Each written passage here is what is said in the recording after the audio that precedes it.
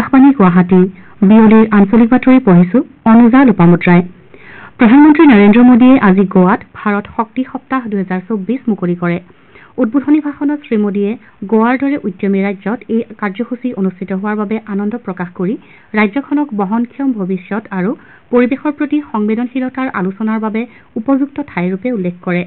তেওঁ লগতে সদ্য ঘোষিত বাজেটত আন্তঃগাঁথনিৰ ক্ষেত্ৰত ধাৰ্য কৰা প্ৰায় 11 লাখ কোটি টকাৰ এটা বুজন পৰিমাণৰ অংশ শক্তিখণ্ডলৈ যোৱাৰ কথাও উনুকিয়ায়। উল্লেখযোগ্য যে ভাৰত শক্তি সপ্তাহৰ অনুষ্ঠানত বিভিন্ন ৰাষ্ট্ৰৰ প্ৰায় 17 গৰাকী শক্তিমন্ত্ৰী আৰু 35,000ৰো অধিক প্ৰতিনিধিয়ে অংশগ্ৰহণ কৰাৰ সম্ভাৱনা আছে। ইয়াৰ লগতে 900ৰো অধিক প্ৰতিষ্ঠানে ভাৰত শক্তি সপ্তাহৰ প্ৰদৰ্শনীত ভাগ ল'ব। অসম বিধানসভাত উচ্ছেদ অভিযান আৰু ৰাজ্য চৰকাৰৰ ঋণক লৈ আজি বিৰোধী আৰু চৰকাৰী পক্ষৰ মাজত হুলস্থুলীয়া পৰিস্থিতিৰ সৃষ্টি হয়। এনে পৰিস্থিতিৰ বাবে অধ্যক্ষই সদনৰ কাম কাজ 3বাৰকৈ স্থগিত ৰাখিবলগীয়া হয়। বিৰোধী পক্ষৰ বিধায়ক অখিল গগৈয়ে প্ৰশ্নকালত বৰ্তমানলৈকে ৰাজ্য চৰকাৰৰ ঋণ সম্পৰ্কে জানিব বিচাৰে। ইয়াৰ পাছতে বিত্তমন্ত্ৰী অজন্তা নেওগে সদনক জনায় যে ৰাজ্য চৰকাৰে 2001ৰ পৰা 2014 চনলৈ লোৱা সমুদায় ঋণ ইতিমধ্যে পৰিশোধ কৰিছে। যোৱা বছৰৰ 31 মাৰ্চলৈ ৰাজ্য চৰকাৰৰ সৰ্বমুঠ ঋণৰ পৰিমাণ প্ৰায় 1,15,751 কোটি টকা বুলি মন্ত্ৰীগৰাকীয়ে সদনত উল্লেখ কৰে। তেওঁ লগতে ৰাজ্য চৰকাৰে কেন্দ্ৰীয় চৰকাৰ আৰু ভাৰতীয় ৰিজাৰ্ভ বেংকৰ নিয়ম অনুযায়ী ঋণ গ্ৰহণ কৰা বুলি প্ৰকাশ কৰে। বিত্তীয় দায়বদ্ধতা আৰু বাজেট ব্যৱস্থাপনা AFRBM আইন মতে ৰাজ্য চৰকাৰে প্ৰতি বছৰে মুঠ ঘৰুৱা উৎপাদনৰ 3.5% ঋণ গ্ৰহণ কৰিব পাৰে। সেই অনুসৰি প্ৰতি বছৰে কেন্দ্ৰীয় চৰকাৰে মুঠ ঘৰুৱা উৎপাদনৰ ওপৰত ভিত্তি কৰি ৰাজ্য চৰকাৰে ল'বলগীয়া ঋণৰ পৰিমাণ নিৰ্ধাৰণ কৰি দিয়ে।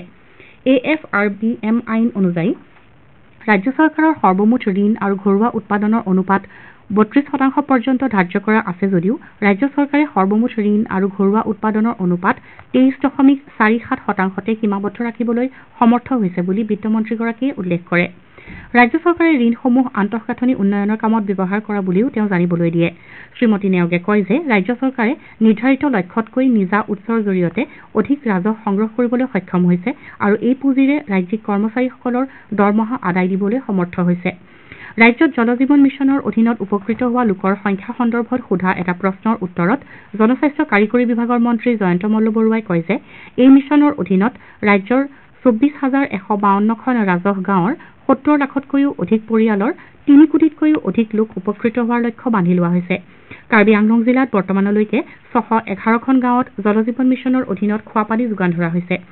অসমত ৰাষ্ট্ৰীয় খাদ্য সুৰক্ষা আইনৰ অধীনত কিমান হিতাধিকাৰী আছে আৰু গোৱালপাৰা জিলাত নতুনকৈ কিমান হিতাধিকাৰী হৈছে এই বিষয়ে সোধা এটা প্ৰশ্নত বিভাগীয় মন্ত্ৰী ৰঞ্জিত কুমাৰ দাসে কয় যে 2024 বৰ্ষৰ ফেব্ৰুৱাৰী মাহৰ মাহেকীয়া আবণ্টন অনুসৰি ৰাজ্যত বৰ্তমান 2,31,84,599 গৰাকী হিতাধিকাৰী আছে।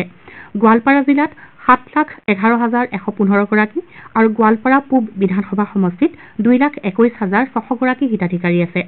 একেটা বিষয়তে বিধায়ক দেৱব্ৰত শইকীয়াই সোধা আন এটা প্ৰশ্নৰ উত্তৰত মন্ত্ৰী শ্ৰী দাসে কয় যে এই হিতাধিকাৰীসকলক চাউল দিয়াৰ বাবদ সৰবৰাহত জড়িত পৰিবহণ কৰা সংস্থাসমূহক যোৱা বছৰৰ ডিচেম্বৰ মাহলৈকে পৰিবহণ ব্যয়ৰ সমুদায় ধন আদায় দিয়া হৈছে যদিও পৰিবহণ ব্যয়ৰ কেন্দ্ৰীয় চৰকাৰৰ অনুদানৰ অংশ হিচাপে 2021-22 বৰ্ষৰ 4,09,49,658 টকা দিবলৈ বাকী আছে।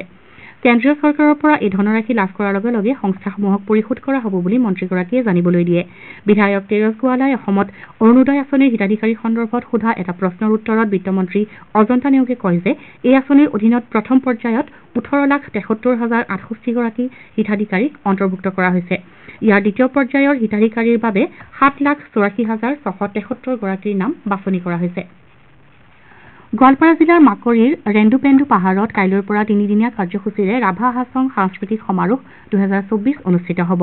সমাৰোহৰ 3 দিনৰ কাৰ্যসূচীত ৰাভা হাছং এলেকাৰ বিভিন্ন জাতি জনগোষ্ঠীৰ লোকনৃত্য, কৃষ্টি সংস্কৃতি বৰ্ণাঢ্য ৰূপত প্ৰদৰ্শিত হ'ব। উল্লেখযোগ্য যে বিগত 5 বছৰ ধৰি ৰাভা হাছং স্বায়ত্তশাসিত পৰিষদে এই সাংস্কৃতিক সমাৰোহৰ জৰিয়তে ৰাভা, বড়ো, গাৰো, নেপালী, হাজং, ৰাজবংশী আদি বিভিন্ন জাতি জনগোষ্ঠীৰ কলা সংস্কৃতিক বিশ্ব দৰবাৰত প্ৰতিষ্ঠা কৰাৰ বাবে প্ৰচেষ্টা চলাই আহিছে। আমাৰ এতিয়াৰ বাতৰি ইমানতে অন্ত পৰিল।